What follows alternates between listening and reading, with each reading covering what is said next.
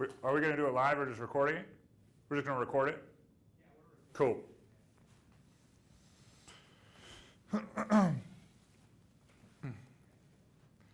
Hello, my name is Greg Grivey, and I work for the State of Idaho Deferred Compensation Program on your 457 retirement plan.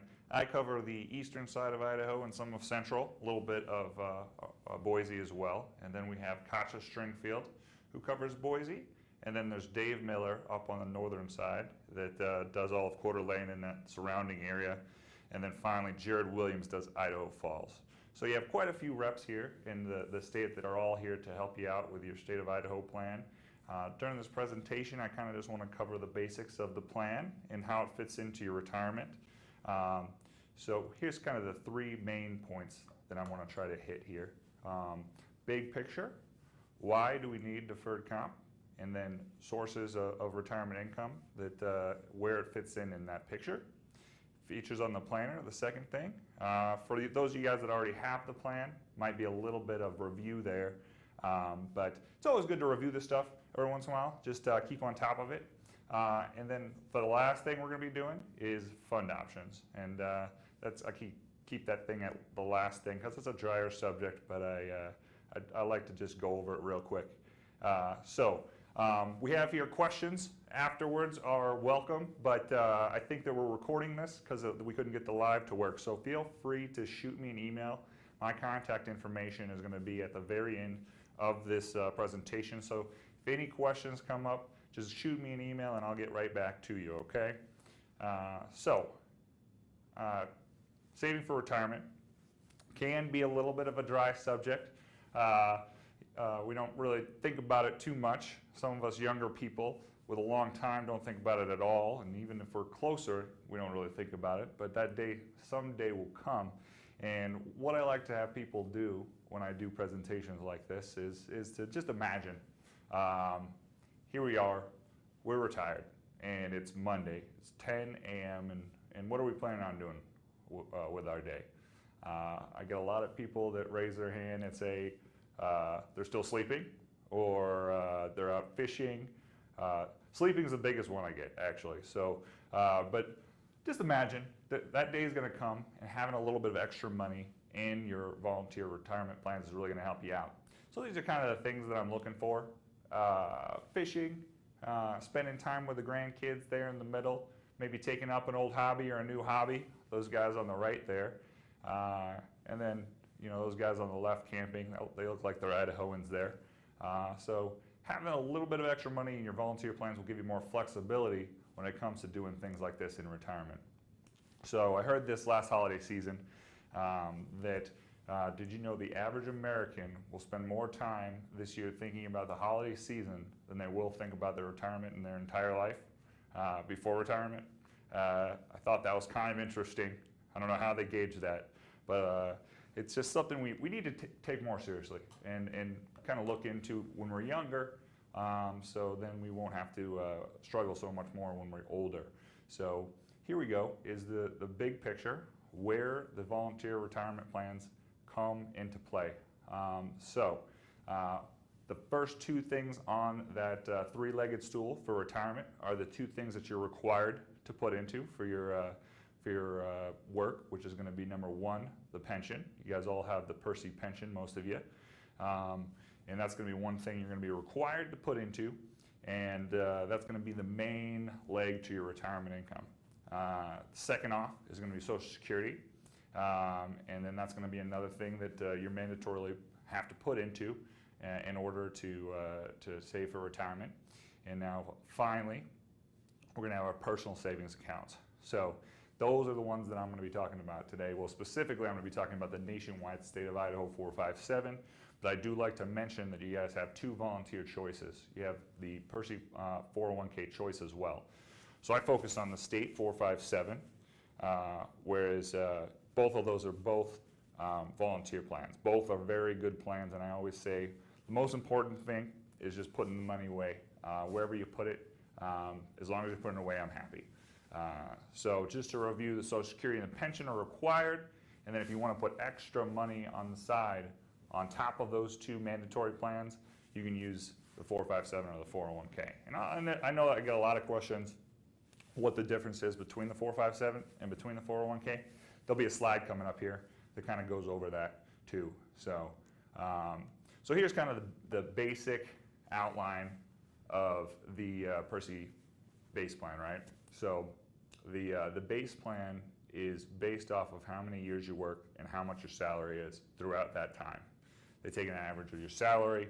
It's kind of a really crazy algorithm that they do to figure this out, but roughly speaking, about every 1 year you work, you'll get about 2% of your income replaced in retirement. So going off those rough numbers, you can guess that for 20 years of service, you'd have about 40% of your income replaced, right?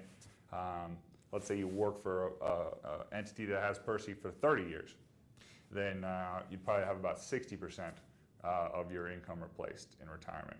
So on the right side there, you can kind of see the Persi Pension is a big, huge portion of your income in retirement if you do work for a Persi entity for a long time.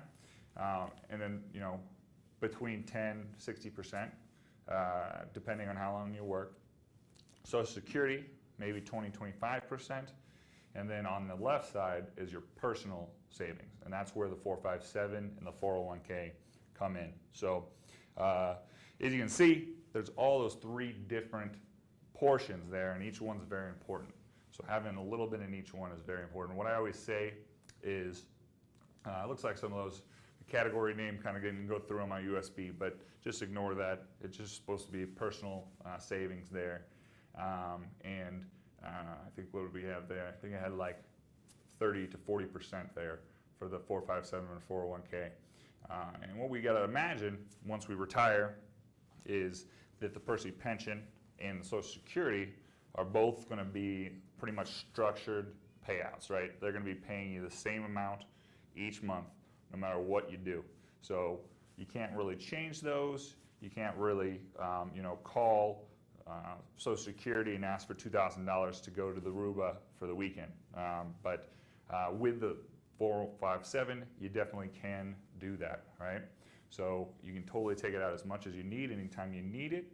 But for the most part, what I see most people do is they have some amount coming out of their pension, some amount coming out of Social Security. They just need an extra $300 per month for living expenses or something like that. So you can take out whatever you need whenever you need it. Really flexible once you retire. So next slide here is a new tool we do have on the website for you guys that are already in the plan. They've added this new tool called the Interactive Retirement Planner that's actually been really, really successful so far since we started it. You know how things can go when you start a program where you start inputting your financial information and you can get kind of, flustered and trying to collect all the information. We try to make this one really simple. And since we started it, 80% of the people that start it finish it. And if you do it, you can kind of it'll guesstimate your pension for you, guesstimate your Social Security, and then you can kind of get the full picture and look at how that pie chart is going to work out for you in retirement, how those three sources of income will look. So it's a pretty cool tool, and when you do put all your information in there, it's going to be saving all of that. So then later on you can go back and look at that saved information and tweak it, and if you want to, you can say, hey, what if I retire at 62 instead of 65? What if I retire at 67? You can kind of go back and forth and kind of see it, where your income will be. If you want to have like 100% of your income replaced or 80% of your income replaced, you can kind of switch things around on there and just kind of figure out, what do I need to do? Maybe I need to put an extra 2% away. So things like that. And that as well, is the Social Security guesstimator. So it'll kind of help you figure out your Social Security if you don't have any of those Social Security statements yet. And then next up, let's see here. There we go. So this is kind of a slide that I took out for a little bit on my presentation. I just don't like to be kind of like a doom and gloom kind of guy, but this is kind of some realities that people don't think about until retirement comes. Some things that really kind of sneak up on people as they're getting into their first retirement years. Biggest one being healthcare and retirement. Healthcare and retirement right now, there's a lot of uncertainty and it can be very expensive. One of the biggest things I see people take big lump sums out for is healthcare bills, things like that. Considering putting a little bit more into that to have that for flexible income, as well as there's inflation. People say, hey, I'm going to put 5% away each paycheck, and it should be X amount by the time I retire, but they don't consider inflation. Inflation is about 2% per year, average 2.5. So things like that are things that kind of sneak up on people that they don't really consider now. That's kind of the visual there. Inflation, healthcare costs, long-term or assisted living care. People are living longer, and that covers kind of the last bubble there too. People are living longer and longer every day. So having more money set aside so your money doesn't run out in retirement is really important. So that was the kind of the doom and gloom, but now this is the positive here. So I try to, I call the presentation Knowledge is Power, and really the power of these retirement plans is, you guys probably know who are already in the plan, but the power is the compounding interest, okay? So all the money you put in here is going to have compound interest on it, and every cent you put, the interest is going to gain on it, and then there's going to be more interest on top of that, and then it's just going to perpetually go higher and higher the more you save. So if you look at these graphs, this is over a 25-year period, and if you could look at a $25 per paycheck bump from your paycheck is going to be about $16,000 total that you put in, but at the end of it, you'll have about $35,000 in gains, $51,000 in total amount, and with the principal and with the interest. So let's bump it up a few notches here, right? So let's say we do $100 per paycheck, and that would be a total of $65,000 we put in, and then at the end we'd have a total of $206,908. So $206,000 total on the side of your pension and on the side of your Social Security. It's not a bad bucket to have for emergencies, to have for flexibility. And it's just that little bit, that little tiny bit really goes a long way. I have this chart. I usually pass this out, but if you want me to email this to you, I can email this to you. Shoot me an email. This is it over, the interest, how it works over a 10, 20, and 30-year period. So, not all of us are on a 25-year period. So let's look at that. $50 per paycheck over a 10-year period is going to be about $18,000 in earnings. Over a 20-year period, $55,000 in earnings, and then over a 30-year period, $130,000 in earnings. So that $50 is going in pre-tax, so that's only impacting your take-home pay, about $37. So what is that? About $80 per month.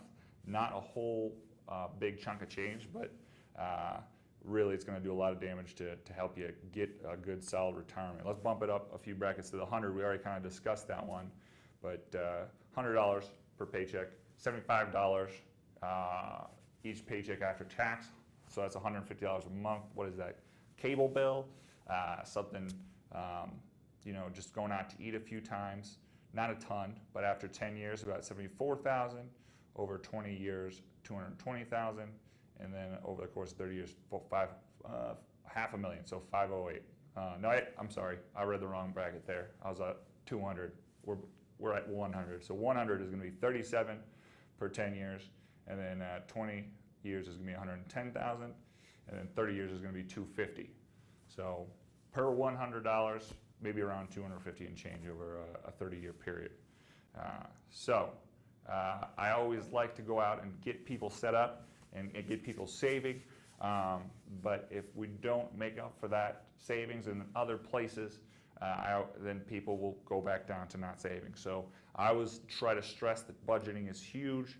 If any of you guys out there listen to Dave Ramsey, He's huge on doing monthly budgets and keeping track of all the dollars spent in the month, so that nothing is missed, because every dollar counts. Every dollar counts for your savings. On there I have Starbucks.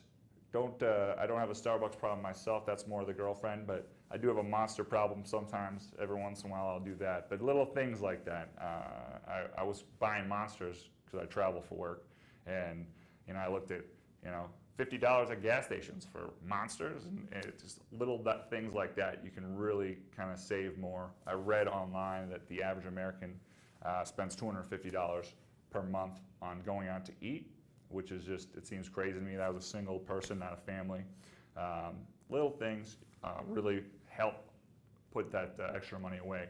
Also, right now, I usually like to try to mention this at the beginning. It's very, very important, very cool. Right now, the state is doing a bonus program. So if you do 2% of your paycheck, they'll give you a $100 bonus just to start. So they're trying to get everyone more motivated to save. And then also, if you're already in it and you increase your total contributions by 2%, so let's say you're doing 4 and you bump up to 6%, then you would get that $100 bonus as well. So that's a pretty cool deal they're doing right now. And then that chart there kind of just goes over what 2% looks like. Let's say we made $30,000. If we did 2%, that'd probably be about $23 per paycheck. Let's say we made $40,000. If we did 2%, that'd be about $30 per paycheck. And then $50,000 would be about $38 per paycheck. So not a huge chunk of change there, but can really help. So second thing I was going to talk about here is features on the plan, which like I was saying, it was a little bit of review, but it's always good to review this stuff. I'm sure you guys have kind of looked at it if you have a plan. But for you guys that are new, this will be good for you. No open enrollment on this. You can start it anytime. If something comes up, let's say your kids go to college and you got to stop it temporarily, then you can stop it and then start it back up later, and all the money that you've already put in will be earning interest for you, which is great. And then this one was originally designed for police officers and firefighters in mind, and a lot of those guys retire before 59 and a half. So this one does not have a 59 and a half age restriction on it. So you can get to this the day you retire or the day you separate from service. So even if you did move over to the private sector or something like that, you can get to this money if you need to. You just have to pay ordinary income taxes on it. So that's one of the differences between the Persi 401k and the state 457 that I'll go over a little bit later, but that's one of the main differences. And then finally, hardships and loans. So if you do need to get to it while you're still working, so it's completely flexible after you leave work, but while you're working, it's locked in. You can only get to it unless you take out a loan, or you can do a hardship if there's something hardship comes up. So those are the two ways to get to it. Loans you can take up to half, and I believe you can spread it out over a 1 to 5 year period. So, it only takes a few minutes to enroll, and it just is just that one form. So you can fill out that one form, and anytime you do need to change it, you can use that one form as well.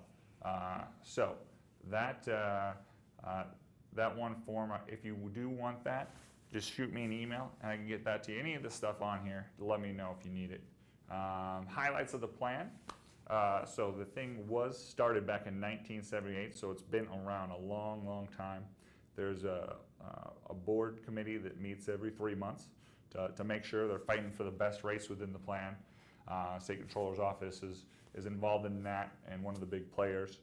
Nationwide has been on this plan since it started, so we've always been the third-party administrator, kind of educating, keeping everyone in the know on the plan, doing little seminars like this, and then no administration fee or annual fee at all on this plan. 420 million in assets total. I think that's up now actually because the market's been so good here in the last 6 months. It's actually up to about 450 million. I mean, so I think it's even better than that as far as the total assets. So you got to think about it. You know, when you have a retirement plan and you have the buying power of $450 million of all the state people, you got a lot more, you get much better rates than if you were to go out and get like an IRA, because an IRA is an individual retirement account. So you have like the buying power of one person, whereas this you have the buying power of all of the state and city and county employees. That's kind of some highlights there. Here's some of the board members. We have Brian Kane and then Brandon Wolf from the State Controller's Office. Ben Usurst actually just retired off the board, so I do need to update that. But most of those people are all the ones that are there fighting for the best rates on this plan and making sure that it's the best thing for you. This is the slide that talks about traditional pre-tax. So this is just kind of basically anything that you put in here is going to be pre-tax money. So we're saying, hey, I'm going to go ahead and not pay the taxes on this now. I want to wait until after I retire to pay the taxes on this. Hopefully I'm going to be in a lower tax bracket, and then hopefully I'll be able to get more bang for my buck by not paying the taxes in this tax year, paying them later in my actual retirement years. So that's what you got to think. All of the stuff that you're putting in here, and the pension, if you put in, when you put the money in the pension that you're required to put into, all the money you're putting into the Social Security that you're required to put in, and then all the money you're putting in traditional of this is all going to be pre-tax money. So really you're going to get taxed on that. So it's going to be your money, but you're still going to be a little bit limited on how you take it out, because you want to kind of take it out slowly over your tax years to kind of even out the income. So that kind of leads into Roth accounts. So usually when I'm in a presentation, I like to ask how many people are using the Roth. And it's one of the biggest things that we've added here in the last couple of years to this account. And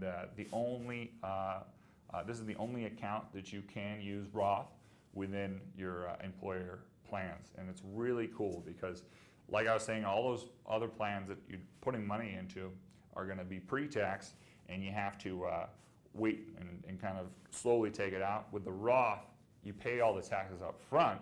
So let's say the immediate disadvantage is going to be like, if you put 50 bucks in, you end up with about $40 in the account. That's the immediate disadvantage. But all that $40 plus the earnings on top of it is going to be totally tax-free in retirement. So over a long period of time, that really leaves a lot of room for totally untaxable gains.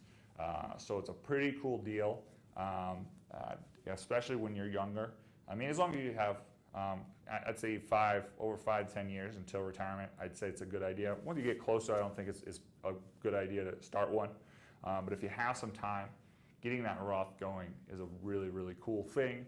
A lot of things that I see tax advisors, I don't do taxes myself, I kind of hear about the tax advising things secondhand, but I just see a lot of ways that tax advisors use those Roths to get more bang for your buck when it comes to your taxes. I put on there, pay off your house or buy a boat. You could, if you still have a little bit left to pay off on your house, you could take out all you need from the Roth to pay it off, or you could, I put the buy the boat as kind of a joke, but the thing is, I was at Fish and Game office one time, and I had a 32-year-old, and he was trying to start the boat fund. So he wanted to put $100 away per month into the Roth account to eventually, his goal is to retire and move to Coeur d'Alene and buy a Mastercraft boat. So we'll see if he's still into wake surfing at 65, but if he is, he'll have the boat fund. We did all the math, and we kind of figured out that the $100 per paycheck with the inflation over the 30 years would get him to the Mastercraft level. So the thing is, the flexibility on the Roth is huge. You could take out $100,000 if you need to and not have to worry about any tax implications. So if you guys are in the plan and don't have the Roth and have a long time period, I would say definitely look into it. If you're not 5 years, if you're over 5 years away from retirement, I would definitely look into it. It's one of the coolest new things that we have on the plan. So here's the slide that I was talking about earlier, as far as what's the differences between the 457 and the Persi 401k. So it's one of the bigger questions I get. And the no age restriction is the one I already mentioned, But that's kind of one of the bigger differences. The 457 does not have an age restriction of 59 and a half on the pre-tax, right? To overcomplicate things a little bit, the Roth portion of the 457 does have the 59 and a half on it. But anything you put into the pre-tax of the Roth, the pre-tax of the 457 will not have a 59 and a half rule on it. So that's something cool to consider. There's a little bit more flexibility than the fact that you have more choices when it comes to funds. And then the Roth, you can only get the Roth through the 457. One of the bigger options, I would say this is the biggest option for sure, is the fact that we have a guaranteed fixed rate, right? So if you want to ever just go completely fixed, so as we get older, right, once we get into retirement, we're trying to get less risky, right? We don't want to risk our funds. We want to make sure we preserve our funds and keep them safe. So having the guaranteed amount really makes, I'd say both of the funds, I'd say both the 401k and the 457 are attractive equally. Is you are working, is you are getting close to retirement. But I think that after retirement, the 457 has a clear advantage because you can just go 4% guaranteed. No matter what the market does, you'll be getting 4%. So that's kind of a cool deal, especially for retirees. I have people that roll money from all over the place after they retire to take advantage of that 4% because you can't get that anywhere else. Even other 457s within Nationwide and other states don't have that. And I think that's because we've had the plan for so long, since 1978. Just had a long-standing relationship with the state that got that put in. So, so that's kind of the differences there. And then I'm just going to kind of go through some little quick tidbits, things that I like to mention that aren't talked about a lot. So just having these in your knowledge base is great. You can do $18,000 per year into this account throughout the year. Very high maximum, of course.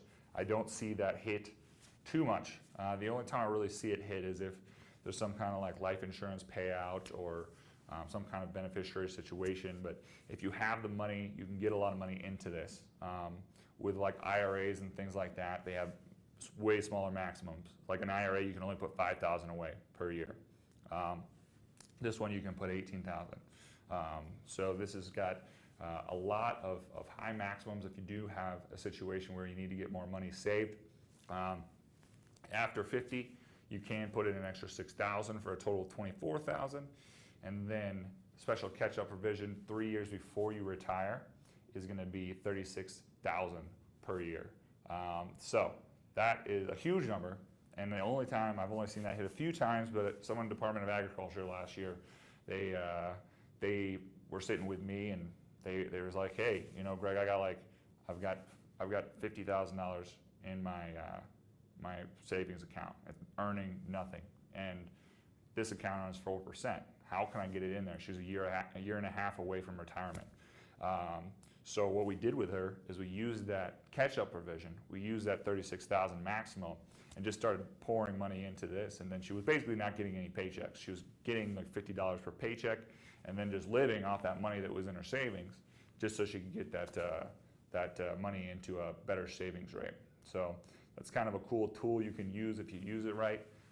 Also like to mention that you can roll money over from previous employers if you do have IRAs or other old accounts, old 401ks, things like that. You can roll it in. You can't roll a Persi 401k over until after retirement. That's something you have to keep with Persi while you're working.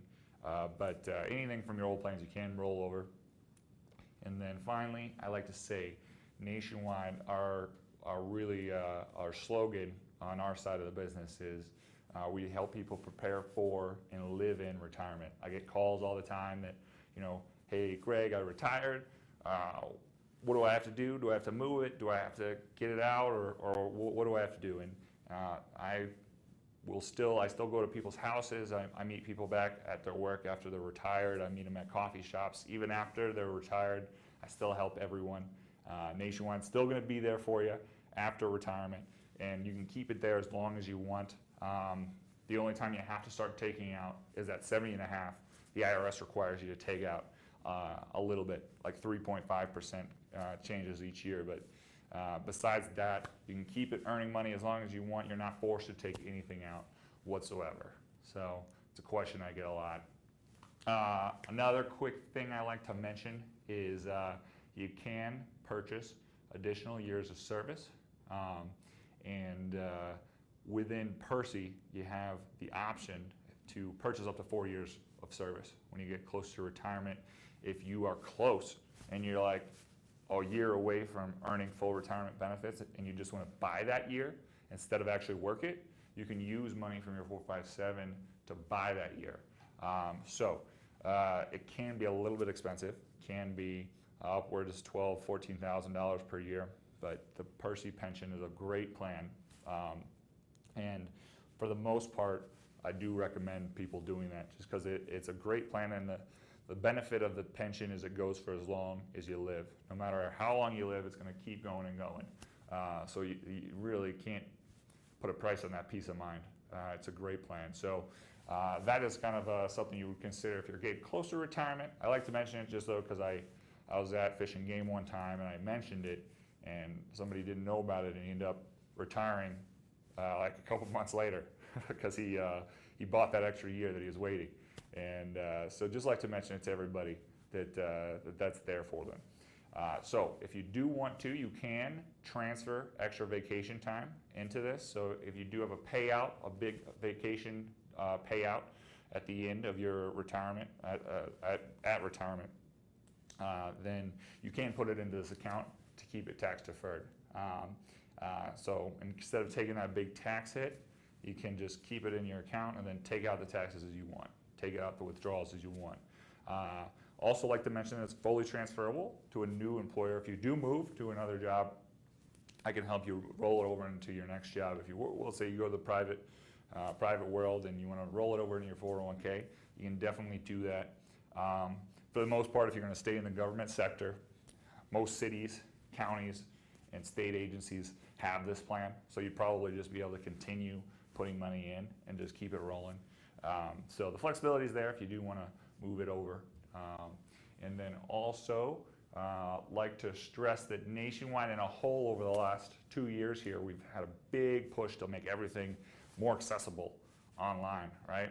So whenever you want to access things, we have an app now. Idaho, DC is a place to be if you want to go onto your account and check on everything and make sure it's going well. You can do trades on there, you can do contribution changes and things like that. But we try to make sure everything's really easy to access for you on there. So, final thing I'm going to kind of talk about here is fund options, right? Where should your money be invested? And what I like to say is there's 4 options, right? So you can do the fixed guaranteed account, which is 0 expenses. It's just the straight guaranteed. It's 3.56% while you're working, 4% in retirement. So, so that one is the simplest, and I think that's a good one for someone that's closer to retirement. But if you're still got over 5 years, 3 to 5 years into retirement and can still risk a little bit, putting it into more market funds is a better idea. Whenever you do market funds, there's small expense ratios, 0.75 is the average. And how you can do that is you can do it yourself. You can pick your own funds, and then if you want to, you can help me do it, which is me kind of helping you kind of pick out the right funds. I can't really give advice, but I can kind of give you the options, explain them and lay them out to you to let you kind of pick the right funds your own. And then the final option is the do it for me option, where that is the active management with a company called Wilshire.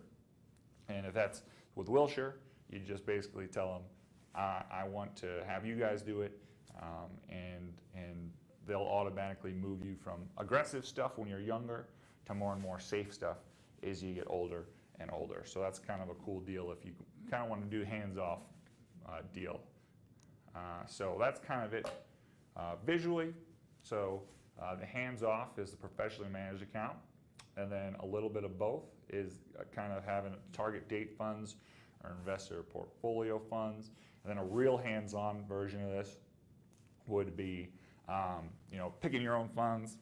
There is actually a self-directed account too. If you wanted to, you could get into a self-directed account, get like stock options, things like that, and get your hands dirty if you do want to do that. Well, we've seen that happen a few times, but about three times I've had people really want to get in there and do things like that. But the option's there if you do want to. So that is kind of the do it yourself or do it with help option. If you want to kind of go off the, I know that's kind of hard to read there, but if you do want me to send you a copy of the funds on there, then we can do that. I will tell you, it's been pretty exciting here over the last year. We have had a really good year. It's been really exciting to pull people up to review their accounts because over the last 1 year, we've had a really great market. A lot of our funds have been averaging between 15 and 25% at this point.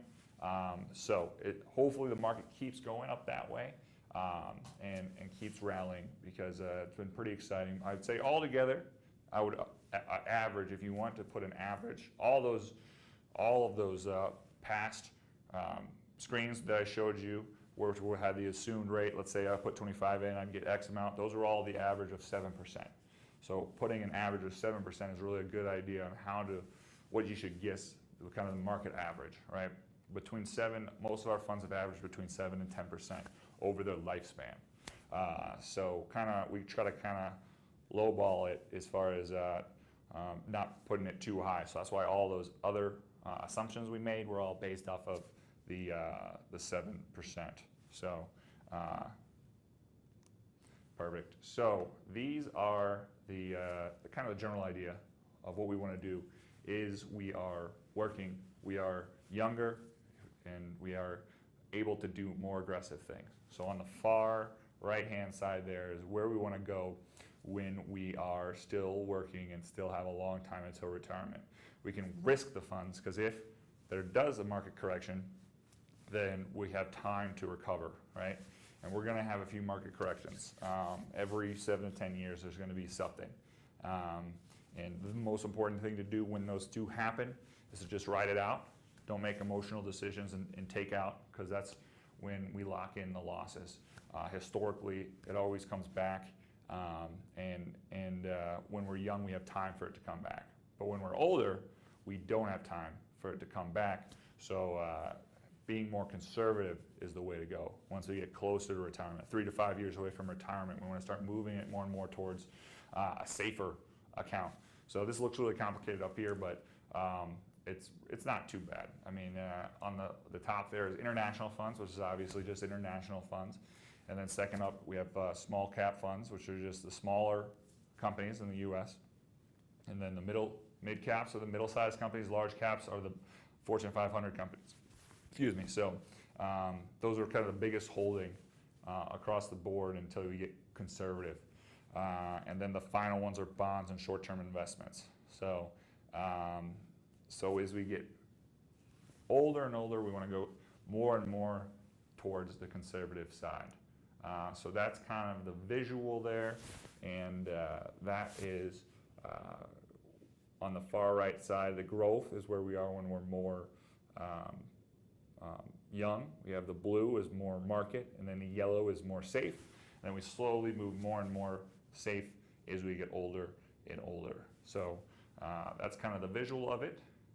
And then I kind of, at the end of these presentations, I try to do a call to action and have everyone just really consider what was said. And any questions I will take on the email. I wish there was people here because I love the questions part. But feel free to shoot me an email, or if you already know your current rep that's local, you can shoot them an email as well and tell them you had a question from the webinar, because I told everybody else that I was doing this. So they're all aware that I'm out here. So thank you so much for coming to the webinar today, and I hope to hear from you guys in the emails.